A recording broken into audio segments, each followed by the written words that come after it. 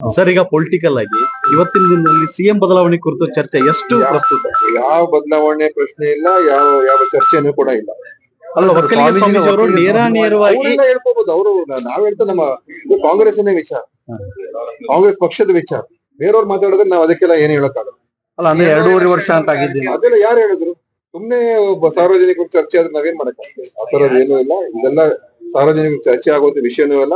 ಸಿದ್ದರಾಮಯ್ಯ ಅವರು ಒಬ್ರು ನಮ್ಮ ಮುಖ್ಯಮಂತ್ರಿ ಇದ್ದಾರೆ, ಅತ್ಯಂತ ಒಳ್ಳೆ ಆಡಳಿತಗಾರರು. ಅವ್ರು ಇದ್ದಾಗ ಇನ್ನೊಬ್ರು ಮುಖ್ಯಮಂತ್ರಿ ಬಗ್ಗೆ ಮಾತಾಡೋದು ಅದು ಎಷ್ಟು ಮಟ್ಟಿಗೆ ಸರಿ? ಈ ಮೂಲಕ ಡಿಕೆಶಿ ವರ್ಸಸ್ ಸಿದ್ದರಾಮಯ್ಯ ಸ್ಟಾರ್ಟ್ ಆಯ್ತಾ? ನೋಡಿ, ಆತರ ಇದೆಲ್ಲ ಎಷ್ಟರ ಅಂತ ಇದಕ್ಕೆ ಉತ್ತರ ಕೊಡ್ಬೇಕು.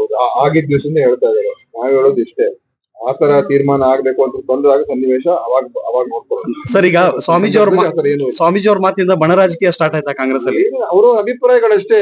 ಯಾರೋ ಸಾರ್ವಜನಿಕರು ಇರ್ಬೋದು, ಸ್ವಾಮೀಜಿಗಳು ಇರ್ಬೋದು, ಇನ್ಯಾರೇ ಇರ್ಬೋದು, ಅವ್ರು ಏನಾದ್ರು ಹೇಳ್ಕೊಳ್ಳಿ.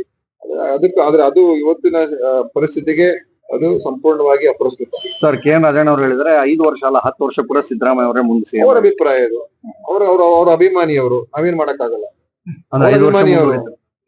ಅವ್ರ ಅಭಿಮಾನಿಯವರು, ನಾವೇನ್ ಮಾಡಕ್ಕಾಗ್ತದೆ? ಅಂದ್ರೆ ಯಾವ್ದೇ ಚೇಂಜಸ್ ಇಲ್ಲ ಅಂತೀರಿ ಸರ್ 5 ವರ್ಷ ಅವರು ಸಿಎಂ ಇದ್ದಾಗ ಯಾಕೆ ಚೇಂಜಸ್ ಬಗ್ಗೆ ಯಾಕೆ ಮಾತಾಡ್ಬೇಕು? ಏನು ಅವ್ರೇನು ಸಿದ್ದರಾಮಯ್ಯ ಅವರು ಸರಿಯಾಗಿ ಕೆಲಸ ಮಾಡ್ತಾ ಇಲ್ವಾ? ಅಥವಾ ಅವ್ರಿಗೇನು ವಯಸ್ಸಾಗ್ಬಿಟ್ಟಿದ್ಯಾ? ಅಥವಾ ಆರೋಗ್ಯ ಕೆಟ್ಟೋಗಿದ್ಯಾ?